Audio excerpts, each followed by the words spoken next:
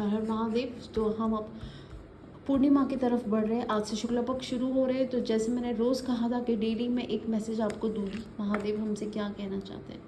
महादेव ये कह रहे हैं कि भाई बहुत ज़्यादा ओवर थिंक कर रहे हो, बहुत ज़्यादा परेशान रहते हो, बहुत सारी चीज़ें एक साथ करने की कोशिश कर रहे हो। इससे आप कहीं ना कहीं अपनी मेंटल हेल्थ ख़राब कर रहे हो, या कुछ लोगों के लिए ये एक बहुत इम्पॉर्टेंट संदेश है कि थोड़ा सा अपनी हेल्थ पर ध्यान दीजिए। आप मेंटली इतना ज़्यादा अपने आप को स्ट्रेस्ड आउट कर रहे हो कि शायद आप रेस्ट लेना भूल गए हो। आपको अब रेस्ट की बहुत ज़्यादा ज़रूरत है। सो आप अपनी जो भी रूटीन कर रहे हो उसमें से थोड़ा सा अपने लिए रेस्ट के लिए भी निकालिए।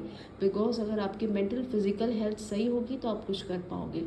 सो मोस्ट इम्पॉर्टेंट यहाँ पर आपको थोड़ा सा अपने मेंटल पीस पर ध्यान देने की ज़रूरत है, with physical rest also.